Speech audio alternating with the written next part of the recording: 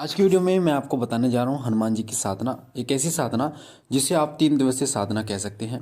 और इस 3 दिवसीय साधना में इस साधना के माध्यम से हनुमान जी के दूत आपको प्राप्त होते हैं। हनुमान जी आपके पास आते हैं और यह हनुमान जी के ऊपर निर्भर करता, आपकी श्रद्धा के ऊपर निर्भर करता है कि आप कितनी श्रद्धा से इस साधना को करते हैं।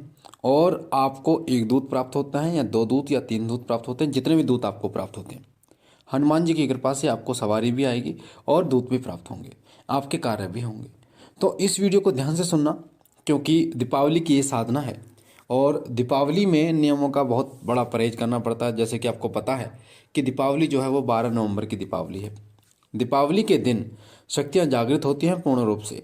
और किसी भी साधना को अगर आप करते हैं तो सबसे ज़्यादा रिजल्ट आपको मिलता है वो दीपावली के दिन ही मिलता है। एक बात और मैं आपको बता दूं कि दीपावली के दिन ही तंत्र सबसे ज़्यादा अपनी चरम सीमा पर होता है, क्योंकि तंत्र क्रियाएं सबसे ज़्यादा दीपावली पर की जाती है।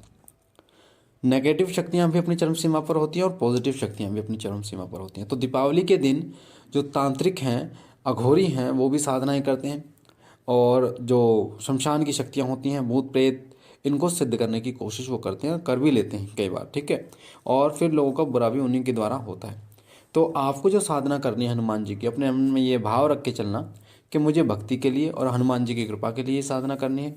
ये साधना बहुत ही सात्विक साधना है। इस साधना में पूर्ण रूप से शुद्धि का आपको ध्यान रखना है। इस चीज़ का विशेष रूप से ध्यान रखना है। शुद्धि बहुत जरूरी है।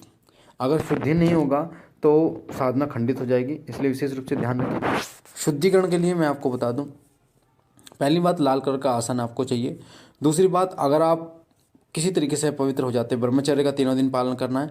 आप खाना खा रहे हैं, खाना गिर गया, या बच्चे, जो कई बार बच्चे छोटे होते हैं तो वो बाथरूम वगैरह कर देते हैं, तो आपको नहाना होगा।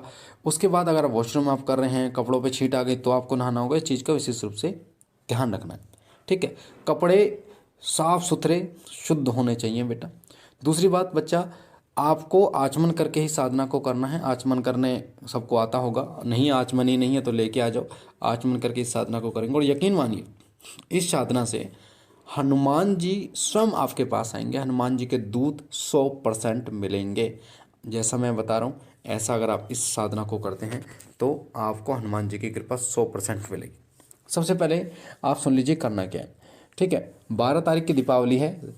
10 तारीख से आप ये साधना शुरू करनी है। शाम को मंत्र जप जो करना है वो शाम को मंत्र जप करना है आपको, ठीक है। और शाम को जो मंत्र जप आप करेंगे और जो माला होंगी वो 21 माला आपको रोजाना करनी है।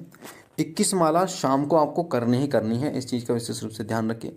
जो मैं मंत्र बता रहा हूँ ये मंत्र बहुत जागृत मंत्र है और इस मंत्र के द्वारा हनुमान जी बहुत जल्दी जागृत होते हैं। 3 दिन की साधना है, 3 दिवसीय साधना, 10, 11 और 12, 3 दिन आपको करनी है।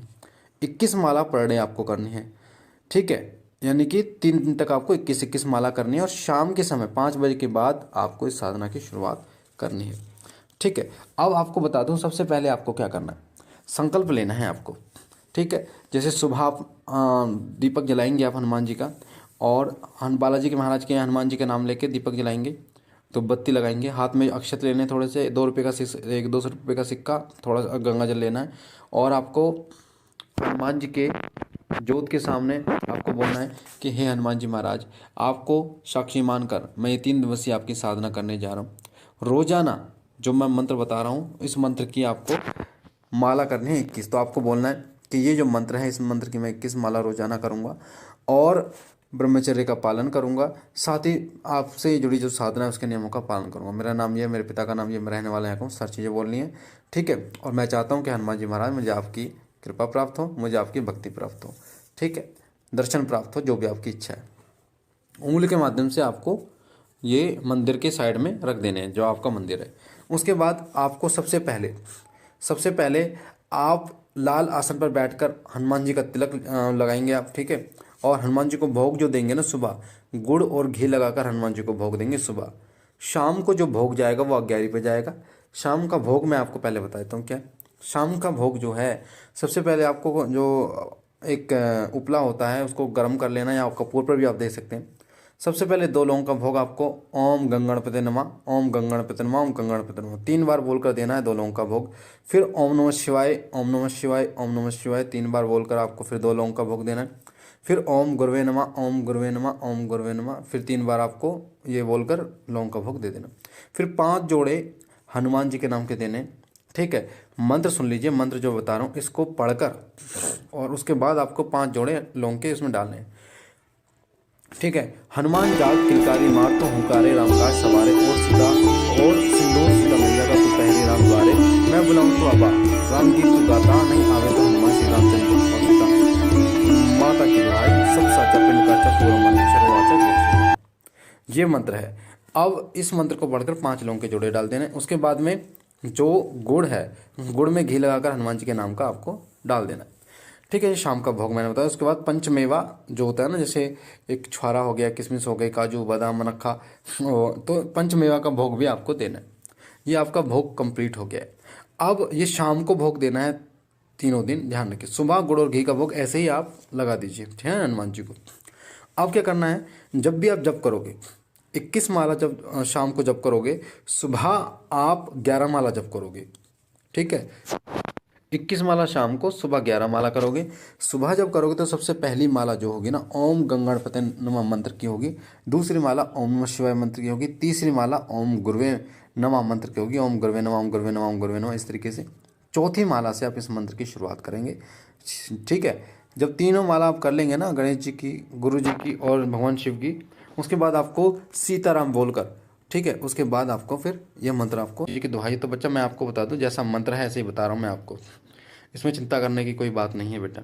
ठीक है, शावर मंत्रों में आखिर अक्सर ऐसा होता है, दुहाई दी जाती है, तो इसमें आपको परेशान होने की जरूरत नहीं है, ना ही घबराने की जरूरत है। ठीक है, कोई अनिष्ट कोई दिक्कत वाली बात ऐसी है नहीं बेटा।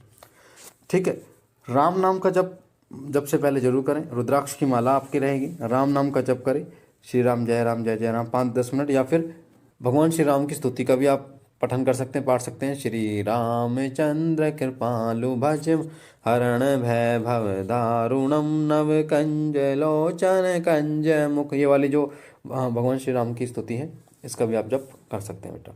ठीक है, तो मंत्र आपके वीडियो स्क्रीन पर आपको मैंने लिख दिया है। साथ में आपको इस तरीके से ये साधना करनी है।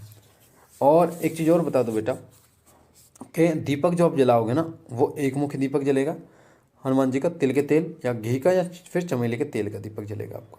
ठीक है, शुद्धता का विशेष रूप से ध्यान रखिए, आपके दिमाग में किसी तरीके का शुद्धि ना हो, यानी शारीरिक और मानसिक ब्रह्मचर्य आपको रखना है बेटा इस चीज़ में। ठीक है, उसके बाद जब आपकी ये 3 दिन की साधना कंप्लीट हो जाएगी, पहले तो वैसे तो आपको ना तीसरे दिन दर्शन होंगे हनुमान जी के। ठीक है, और जो भी आप हनुमान जी से विनती करते हो, आपको अनुभव बहुत ही विचित्र होंगे। हनुमान जी की कृपा से दूध की भी प्राप्ति आपको होगी। ठीक है, तो उसके बाद जब आपकी ये साधना पूर्ण हो जाएगी, दिवाली के बाद पहले मंगलवार को इसी मंत्र से 108 आहुति का हवन करना है आपको।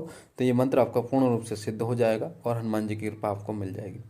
तो ये थी हनुमान जी की साधना जो दिवाली पर आपको करनी है। और इस साधना को हल्के में मत लेना, बहुत ही तपस्वी, बहुत ही शक्तिशाली साधना है हनुमान जी की। ठीक है, 3 दिन की साधना कोई बड़ी साधना नहीं है, परेशान होने की कोई ज़रूरत नहीं है।